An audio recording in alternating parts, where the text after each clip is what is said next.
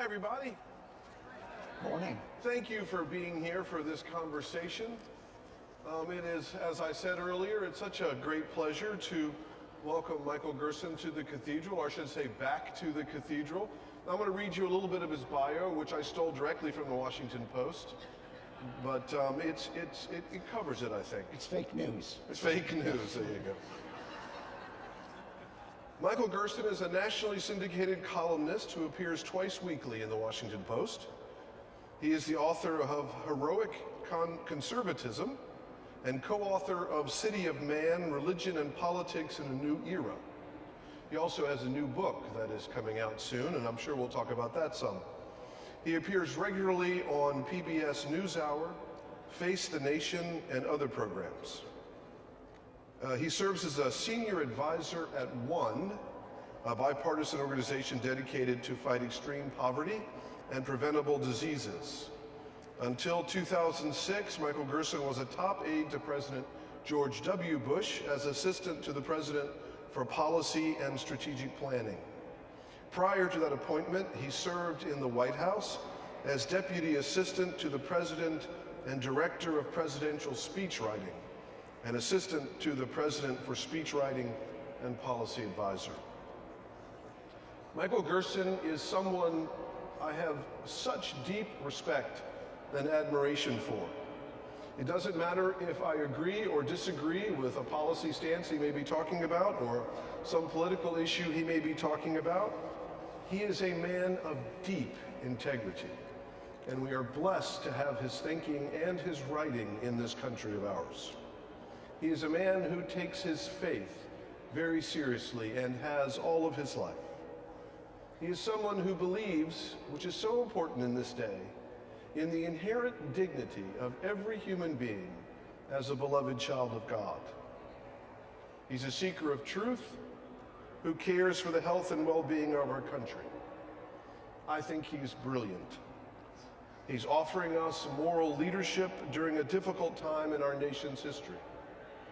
Moreover, he has a gift, as you saw this morning, for using the English language that many of us can only stand back and marvel at.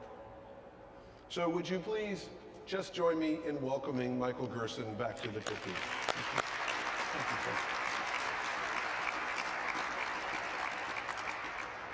So let's start with just for a couple of minutes, if you don't mind, just to talk about your sermon a little bit. Sure, please. The message of hope and the willingness of your vulnerability to us this morning was a huge gift.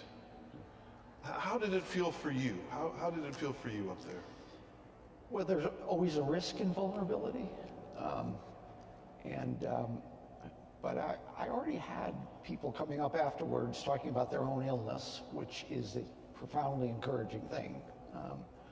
But all of this was very fresh for me in the last few weeks. Sure. You go through something like that and you think it has to be worth something. It has to bring some lesson or message. You know, Frederick Buechner, who's one of my favorite writers, says, listen to your life and it's telling you something. He talks about the alphabet of grace, about the way that grace comes into our lives in ways that we would never expect in a million years. And I felt that kind of deepening of grace in a pretty tough time. So, I thought, as you and I discussed a little bit before the service, the history of depression in my family as well, and the way you talked about that journey out, and the little glimpses that you get, and that become graces, and the hope that lives when we are in our right minds.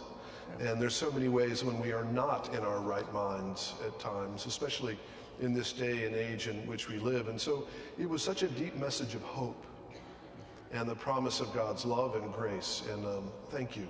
I appreciate that. Thank you for that. I know there will probably be questions about the sermon as we will have some, by the way, I forgot to say, and we'll talk for about 30 minutes or so, and then we'll take questions at the last part of the forum. So be prepared. Michelle Dibley, our director of programming, will be walking around with a microphone. Let's move just a little bit because I think this builds on your sermon. Tell us a little bit about your own faith journey, your own spiritual journey. I know you grew up in St. Louis, is that right? I did. And you started college at Georgetown and ended up at Wheaton as a theology major. Right, yeah. So tell us a little bit about that. Well, we have a fairly typical American religious story in that one of my grandfathers was a Nazarene preacher who had a circuit in Kentucky, in the backwoods. And my other part of my family, my grandfather, they were Jews from New York. And we ended up Presbyterians. And then I became an Episcopalian when I moved out to Washington, D.C. But I did, I thought I was going to do academic study in theology. That's kind of what I wanted to do. I was at the School of Foreign Service at Georgetown, and finally I was taking all theology and philosophy classes. I wasn't really proceeding towards my major very well.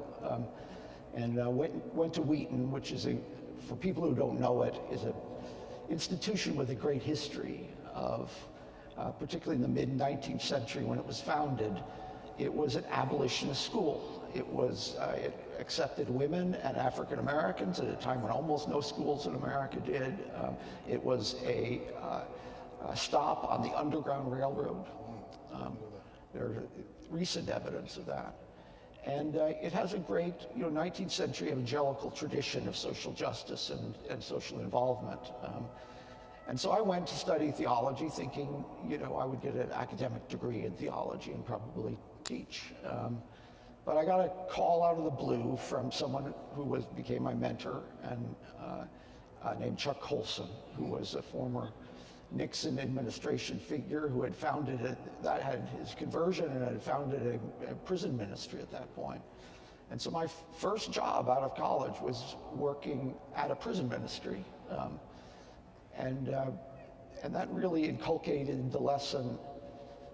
There were people that I met in that context who had done absolutely terrible things in their past, but were far deeper, better Christians than I'll ever hope to be. And it was just a living symbol of what redemption means. And it's also a living symbol of what we value in a society. Do we really value human dignity, even for those that are unpopular? So that gave me a taste, but my interest was governmental, and went up to Capitol Hill and then started a journey. So. And the rest is history, as they say. Exactly. No, the rest is complicated. Because I worked on Capitol Hill, I worked in the media, I worked in 3 presidential campaigns, and then really had some of the most purposeful work of my life when I was 6 years at the White House. Head of speech writing, but also doing work related to African conflict and AIDS and malaria and some other issues that became part of my purview. And it was a great experience. Well, long before I ever dreamed that I would serve at this cathedral, I remember watching President Bush, the service for 9/11, and the speech that he gave, and how deeply moving and powerful it was. And they were your words. Some of them, but well, yeah, a large number of them were your words, and that's something I'll never forget. They were quite something. No, I won't either. I mean, most of the time you're just writing almost like a factory at the White House. I had 6 writers working for me. The president had 1 to 3 public events a day, but then there are certain moments when everybody stops and listens. And that was very much after 9/11, and I did feel like if he'd done a bad job, it would have been bad for the country. So that was a different kind of experience. I didn't know this, but I was interested that I was reading that in 2005, Time magazine named you as one of the 20 most influential evangelicals in America. And I think believe you were number 9 on that list at the time. What did that mean to you then, and what does that mean to you now? Well, it didn't mean much to me then, basically because all of any influence that I had was derivative on the people I worked for. But it was a kind of common ground that I had with the president. You know, it was something we had in common. Our styles were very different, but we had a kind of religious background very much in common. And so, yeah, it was part of my identity that I'm not ashamed of. But if anyone who reads my writing understands that one of my, first of all, I would not be on that list today, and I'm disturbed, frankly disturbed, by some of the voices that might be, particularly in the Trump era. So that's been one of my consistent themes. So. Well, I know that I don't want to earn your wife too much more money, but I'm going to ask you to go in the T direction. In a column you wrote recently, you said something I thought was very, very powerful. You said the reluctant support by white evangelical Christians for Donald Trump has solidified into something like devotion. And yet, at another point, you know, you said, and I echo this question. You said, how can this be when Trump's philosophy is more like Nietzsche than it is like Christ in some ways? And I think you said is it because that simply the president represents the enemy of their enemies, so to speak? Because I have such great respect for the evangelical tradition, and it's great in history in this country. And I think you said, and this is the one that's most powerful for me, you said this, he gave a talk, Michael gave a talk at Princeton Seminary in November, and it's on YouTube, and I highly recommend that folks listen to his lecture. But you said the identification of evangelical Christianity with white grievance is a grave matter. Can you talk some more about where we are and where we've come in this journey as part of our brothers and sisters? Without going into too much history, in the mid-19th century, that period I was talking about, where evangelicals were culturally formative, coming out of the Second Great Awakening, there was really a whole generation of people that changed what America was, and in many of them in positive ways. But the evangelicalism had gone through a retreat from public engagement. Around almost a separatism at times. Right, a separatism. Particularly after the era of the Scopes Monkey trial. And it is an interesting historical development by which this culturally formative institution and group, 50 years later, became a national joke that was derided by elite culture. Okay? And I think that experience was traumatic for a lot of evangelicals, you know, essentially going into the wilderness and not having that role and feeling like they were condescended towards in American culture. So that's kind of a background of a lot of this, and it does encourage that attitude of the enemy of my enemy. You know, he opposes the people who don't like us, and I think there's some of it. I'm afraid, though, and you know, one thing that I have just felt some burden for is that some of it is they just don't know their own history. I mean, there's a rich tradition. There are 4 great rich traditions of American social engagement in America that I'm going to write about in this book, which is not written yet, but it will be soon, hopefully soon. But you have the evangelical 19th century tradition, which carried a lot of abolitionism, backbone of Abraham Lincoln's coalition. You had African-American prophetic spirituality, which came out of the experience of slavery, but really also the Second Great Awakening. That's where a lot of that had happened.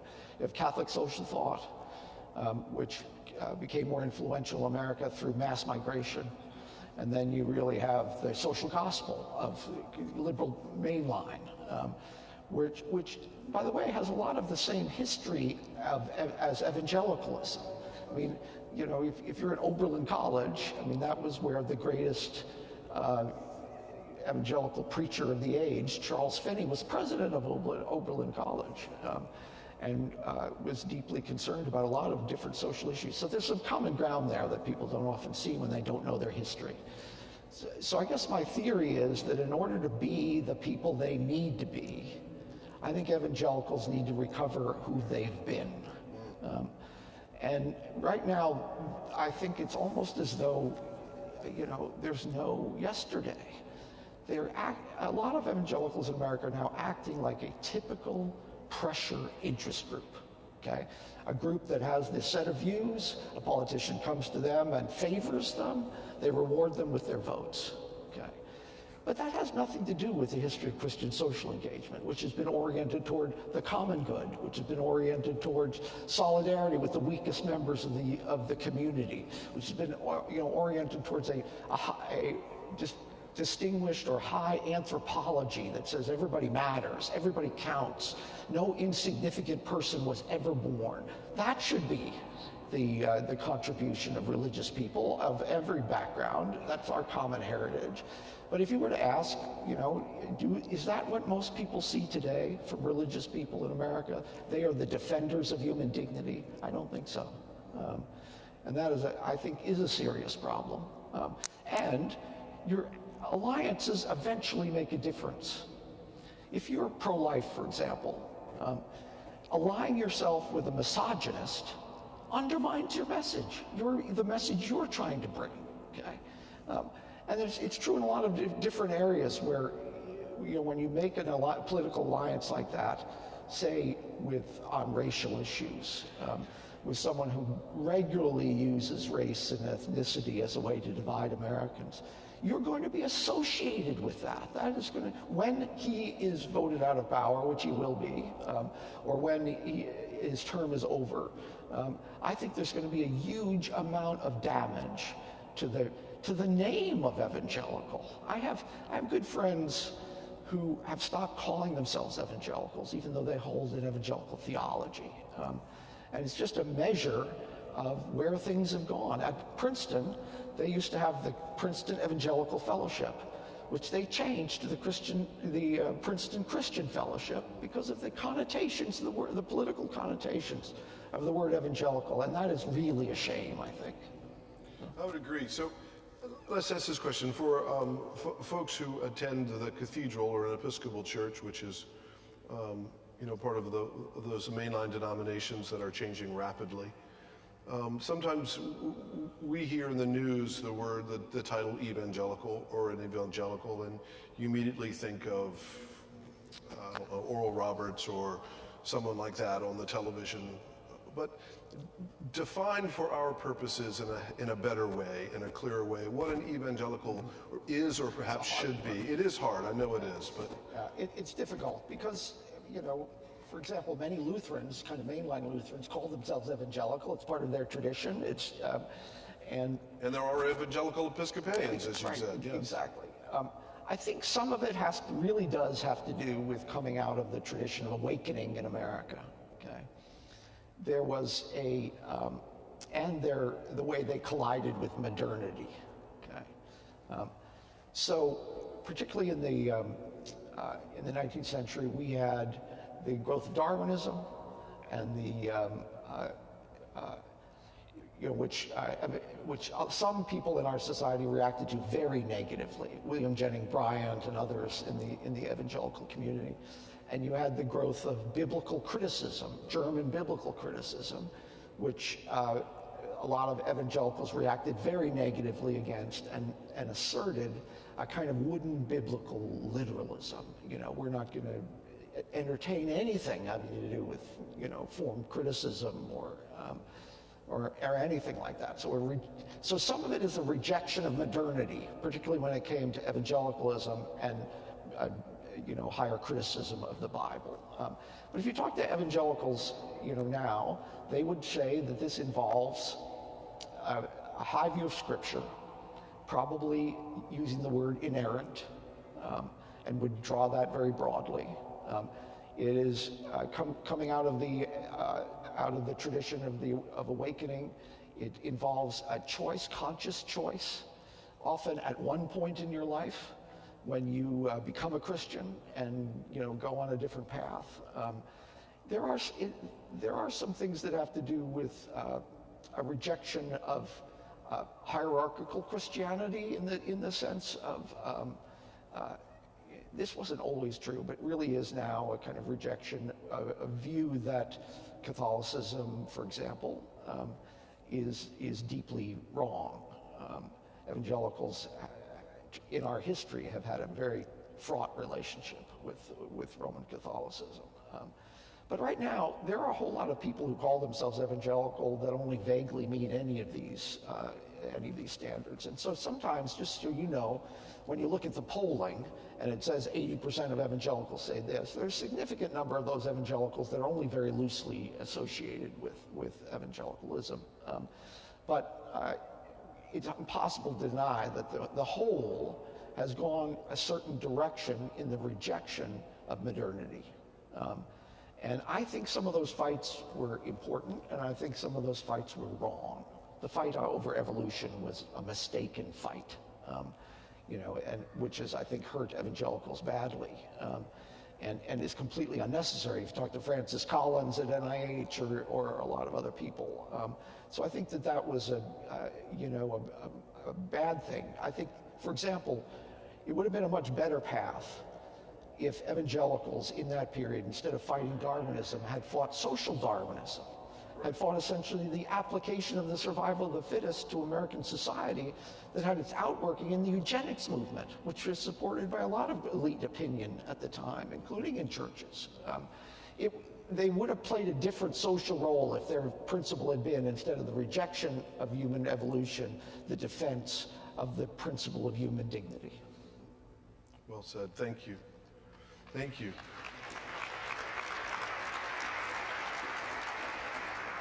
I want you to talk a little bit more about the phrase that I just love, is the Christian anthropology that you touched on. In the same article that I mentioned before a minute ago, you have this quote that I thought was really, really powerful. And you said, "What if everyone we favor, and everyone we fear, and everyone we help, and everyone we exploit, and everyone we love, and everyone we hate were the reflected image of God, unique, valuable, and destined for eternity?" That is such a powerful question in this day and age when we are so divided. And I think that touches on what you call this, the Christian anthropology of human beings. Talk some more about that. I think when we relate to other people, including in our political life, we're communicating our anthropology, our view of human beings. To hold a Christian anthropology and dehumanize people or demean them is inconsistent. It's not, sustainable. So there is a kind of implication of civility to basic Christian approaches here. That sounds like it's an easy argument to make about human dignity. There are a lot of people in our society that have a utilitarian view of what's right. Okay? They would say the greatest good for the greatest number, even if that leaves some people behind as a condition.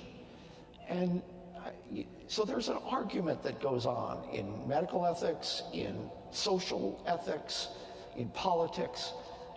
Do you believe in the inherent dignity of every human life? And what are the implications of that for your politics and the way that you engage in politics? So I think that we need to draw that more directly. Do you think Christians have forgotten that anthropology, or?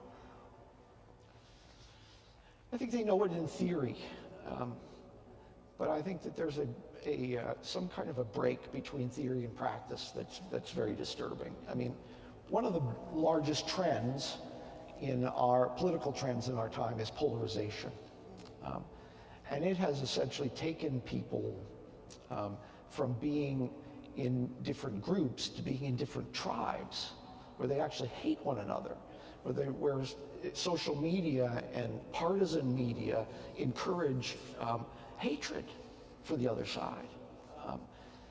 And that's not an option with a Christian anthropology, even though it certainly has not stopped a lot of people. So I think people forget that there's both a content and then an implication for the way we interact with others. And if we are not doing what God would intend, we're bringing dishonor to the belief itself, to the idea of human dignity. So it's not that evangelicals are the only people who have this problem. It's a lot of people in America have this problem right now. But it's been my concern in a lot of recent writing. It's like, okay, this is understandable. It's understandable, say, that you would support a political figure who hates your enemies, okay? That's what people do in politics, right? But Christianity should be a different voice. What does it bring that isn't exactly like everyone else, as an organizing principle of American politics? What distinguishes it? And we're not seeing much of that. Amen. I couldn't agree more. I want to give you, we only have a few minutes left before we start taking questions, so I wanted you to talk a little bit about your book that you're working on. A little bit more about what you hope to achieve and what you're working on. Well, I did a cover story for the Atlantic magazine on evangelicals and Trump that got, was one of their largest circulation of the year, and got a lot of attention, and was approached by book publishers. My copy is all marked up. Yeah, approached by book publishers, I wrote a book proposal based on it and thought, this is what I'm going to do. But I had one book company come to me and fortunately make the highest bid, who said, we want something a little different. We want something with a little more shelf life than just another anti-Trump book, okay? We want you to talk about those models, alternative models of social engagement from our history, and make them compelling to people who read the book. Christian social engagement. Yeah, exactly. And from those four traditions that I mentioned, honoring all of them to some extent in the way that they've helped define what the country is, because there are extraordinary people in all of these traditions. But you find, for example, in Victorian evangelicalism, a woman like Josephine Butler, who I'm going to do on one of them, who was known as the patron saint of the prostitutes. She took prostitutes into her home. She then defended them against oppressive laws. And then she attacked the sexual double standard between men who use prostitutes, who are not considered evil, and the prostitutes themselves that were considered terribly fallen and beyond redemption. So here's a middle-class evangelical woman in Victorian England who becomes the defender of a class of people who have no voice whatsoever in British society at the time. There are a lot of these, that you can call attention to, and they come from a variety of traditions. So you get from a Catholic tradition, someone like John Venier, the founder of L'Arche. These are communities where young people, usually young people, come and live one-on-one with a severely mentally handicapped person for a period of years sometimes. And that's their whole job. Is Where Henry Nouwen ended his ministry. Yeah. That's their whole job, is to be with one person. Okay. And you talk about what's different. Nobody would have a fundraising campaign and said the first dollar would be best spent by having one person go with one person. Okay. There would be other more efficient ways to spend your dollars, but it's not efficiency in this case. They are vindicating a principle that some of the most, some of the people with the least rights in American society should have lavish compassion, not the crumbs of compassion, but unreasonably lavish compassion. And when you do that, you send a social message that makes a difference. And it changed Henry Nouwen's life in many ways. He wrote a book called Adam, where he talks about his experience with a severely mentally handicapped person who could not give him very much return love. Was not really capable of giving much love back. But he learned a lot about love and humanity in that process. It's a great book, but also these are the kind of people that say, well, why don't we have models of social engagement like this? I look forward to it. You think, how long away do you think it is? It's next year. next year. Fabulous. Well, as I said, I hope you'll come back when the book is finished. We'd love to welcome you here. So I have a whole 3 other pages of questions, but I want to give our congregation, our audience, a chance. And Michelle has the just raise your hand up, and she's got the microphone.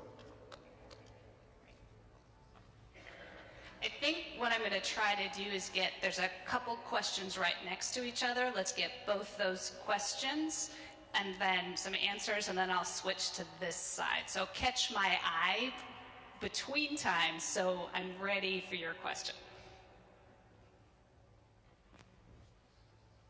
I'll make this brief because I know we have a shortage of time, but my question is probably something that a lot of people would like to know the answer to, and that is, how can we get a copy of this morning's sermon? I think we can make that available. Yeah, absolutely. If you're willing to make the text available, we will certainly put it up on the Cathedral website. I want a copy as well. I want to steal liberally. Well, that's easy. That's an easy question. So. Hello.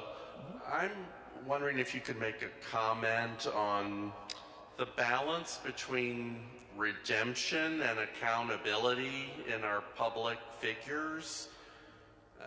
Really struck me with the governor of Virginia and the blackface moment in our time that, you know, there's, it happened earlier in his life and he's sorry, and as Christians we want to honor that admission and the repentance part, but there's also like, yeah, but you're a public figure and you knew this about yourself and didn't speak about it before you were elected. So I just think there's some tension there, and I'm interested if you have a point of view, not necessarily about the governor, but just a general, like how do we as the public reconcile that our political leaders are human beings and have sin and mistakes, but we also have some expectations of them. I think you've identified something I should do a column on. It's actually a really good topic. You know, I had the experience, I did the coverage for PBS NewsHour of the Kavanaugh hearings, okay? And went through the roller coaster of that day with her compelling testimony in the morning. And Brett Kavanaugh's response, outraged response in the afternoon. And it was a very difficult moment, I think, in our life, the life of our nation, on that principle of accountability and the burden of proof to some extent. So we've had a couple of those moments, not just the governor of Virginia, but a couple of things. One of them is that this incident that we're talking about is in the 1980s, not the 1930s. It's not as though that, you know, people say, oh, judge people by the standards of their time. Well, that was reprehensible by the standard of the 1980s. And people who make that argument say about the American founding with Jefferson or Washington, you know, my response is always, well, John Adams didn't have slaves, and John Quincy Adams, you know, introduced legislation to end slavery in the United States. There were plenty of people around that time that knew what was right. So, I think the argument that you're in a culture that would view this as innocent, I don't think it kind of meets the smell test from my perspective. But you do have to weigh, that people can change. I mean, and that's always hard to do. I mean, it was hard, for example, with Bill Clinton in our common life. It's like, do we offer him? He asked for he repented. He asked for forgiveness. How do you treat that as a society? And many people actually forgave him. But I'm not sure, given the Me Too movement and our moment right now, that would be offered, that same forgiveness would be offered. Might be a very different situation. So the social standards do matter. you know, politicians, I actually like a lot of elected officials. I find them well-intentioned people, and they're human, and they may have done foolish things in the past. But public office is not a right. No one has a right to that position. And we decide as a people what are the boundaries of what's acceptable and what's not acceptable in what we convey to our children. And you know, this is a case, Mitch Landrieu, in talking about when he took down the Confederate monuments in New Orleans, which was a really heroic kind of act, you know, talked about what it would mean to an African-American girl with her parents looking up at the statue of Robert E. Lee. What would it communicate to her? And you have to understand there are a lot of audiences like that in our common life. And so, you know, so I think it's difficult, but I think we should have some standards.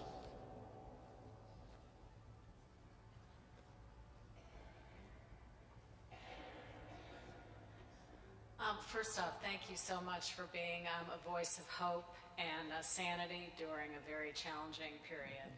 I had wanted to ask about your work with the One campaign. Sure. And if you've done any work with a very large number of African Christian health associations on the continent. Yeah. So if you could speak more to that. Well, one is an advocacy organization. They support generally the American spending as it relates to development and health. And, you know, those accounts in our government went up a great deal during our administration, during the Bush administration. Overseas development assistance to Africa from the beginning of the Bush administration to the end of the Bush administration tripled in size, largely because of the effort that America undertook on to fight the AIDS virus in the PEPFAR program, the President's Emergency Plan for AIDS Relief. When you know, I wrote the words announcing that program in 2003 when Bush said, announce PEPFAR in the State of the Union address, there were maybe 30 to 40 million people who are HIV positive in sub-Saharan Africa, and there were about 50,000 people on treatment at that point. It was just a nightmare, and we had cabinet members coming out, you know, back, and I took my first visits to South Africa at that point, and you would visit shanty towns where you only saw grandparents and grandchildren, because the entire generation of people 30 to 40 years old was gone. It was just taken like a neutron bomb by the AIDS, by the development of the AIDS virus. So it was you know, a massive effort. The reason I stay involved in this set of issues is, first of all, because it was truly bipartisan. President Bush proposed this. You know, our main supporters in the Senate were John Kerry and Joe Biden. The person who carried the bill in the House of Representatives was Nancy Pelosi. And so it is really possible in certain circumstances to act on this principle of human dignity in a way that unites the country instead of divides it. So, but it also just because of the effect of it. So there are now, through PEPFAR, the Global Fund, which is another organization that gives funding, and the increasing contribution of countries themselves. There are more than 18 million people on AIDS treatment in sub-Saharan Africa. So it's one of the best things that America has done since the Marshall Plan, and will have as large an effect on many countries. So you know, I love going around. I speak on college campuses or go to community groups or talk to others, and you know, essentially saying, support this cause in a tough time during the Trump administration, because they're not really fans of some of these programs. But I will say, as far as African health associations, that a program like PEPFAR could not be implemented without private and religious partners. That's how you know, coverage takes place. You know, in Africa in particular, religious institutions are the most trusted voices in the community, and they have to be part of what you do, from evangelicals to Catholics and Episcopalians, but also traditional healers who have a high standing in many societies. They have to be involved in health policy, or you don't get any of the outcomes you need or that you're talking about. And so, I think it's it's an inclusive cause in the context of American politics, and also really it's done in a certain way that shows the importance of faith in the life of those countries, and takes it seriously. Well, I have one last question for you, then we're going to bring this to a close, and it's a selfish question on my part.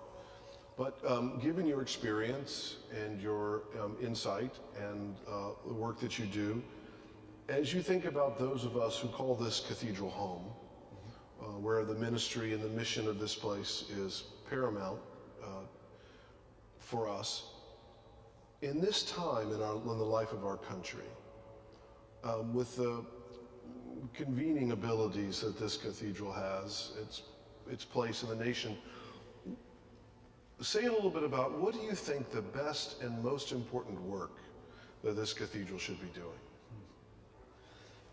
Well, the most important work of any cathedral is the proclamation of the gospel, and that's just a given in all of this, because ultimately that's the healing power of God in our lives, and I think that's it.